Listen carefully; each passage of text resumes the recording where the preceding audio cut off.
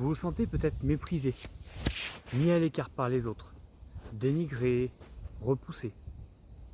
Vous avez le sentiment que qu'importe ce que vous faites, ce n'est pas reconnu. Du coup, vous n'êtes pas reconnu. Vous sentez peut-être un vide affectif, une estime de vous, l'anxiété, la dépression, une sorte d'immaturité dans les relations affectives en font partie aussi.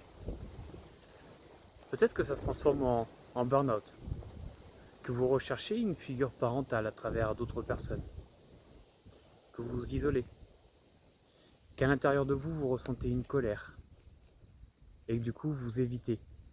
Vous évitez les relations, vous évitez toutes sortes de relations.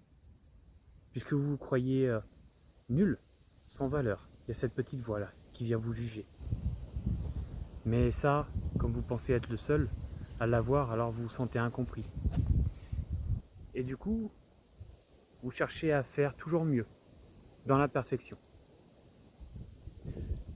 Tous ces symptômes sont dus à une blessure du rejet, une blessure émotionnelle. Et oui, à ne pas confondre avec l'abandon. Le rejet ramène vraiment ce sentiment d'être repoussé, mis à l'écart, comme je vous le disais tout à l'heure. Bonjour, je suis Ghislain, hypnothérapeute et magnétiseur, mais aussi coach de vie. Alors, à quoi sont dus ces symptômes? Comme je vous le disais, c'est la blessure du rejet, qui vient parfois à cause d'un manque d'amour, d'affection, souvent de la part du parent du même sexe. Vous avez été dénigré par le passé, maltraité. Vous manquez de communication.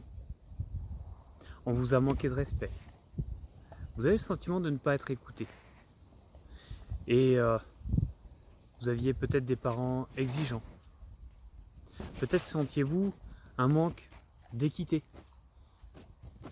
de traitement par vos parents par rapport à vos frères et sœurs.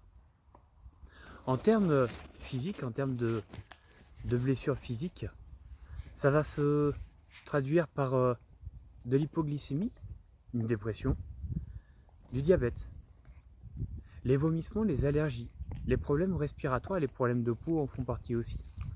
Et oui, il faut être vu, si bien que l'esprit le dit. Alors, comment passer tout ça? Comment se dire finalement, ce rejet, il est à l'intérieur de moi, il n'est pas à l'extérieur.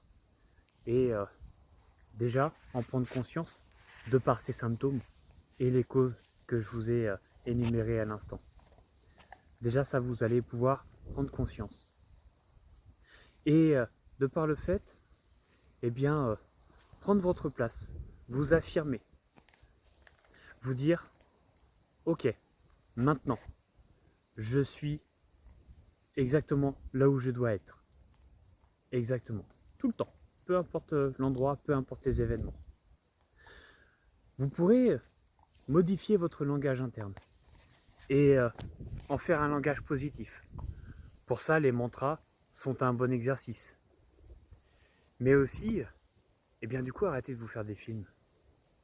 Comme je vous le disais, votre monde intérieur n'est que le reflet du monde extérieur. Non, le monde extérieur, c'est le reflet du monde intérieur.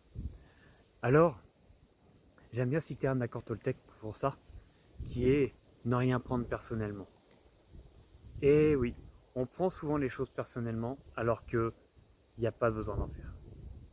La méditation pourra vous aider à diminuer l'anxiété, faire baisser le son de cette petite voix qui dit toujours des petites choses qui ne sont pas ok. Lui parler avec amour, avec respect, dans la bienveillance. Ça vous permettra d'augmenter votre confiance en vous, de pouvoir vous dire non, de pouvoir dire non aux autres, de vous auto-complimenter. C'est nécessaire. Pas de jugement, que de la bienveillance. Ça va vous permettre de vous aimer vous-même. Vous pourrez aussi, eh bien, aller voir une personne qui vous aidera dans ce sens-là. Un thérapeute. Les psychologues sont aussi dans cette lignée-là.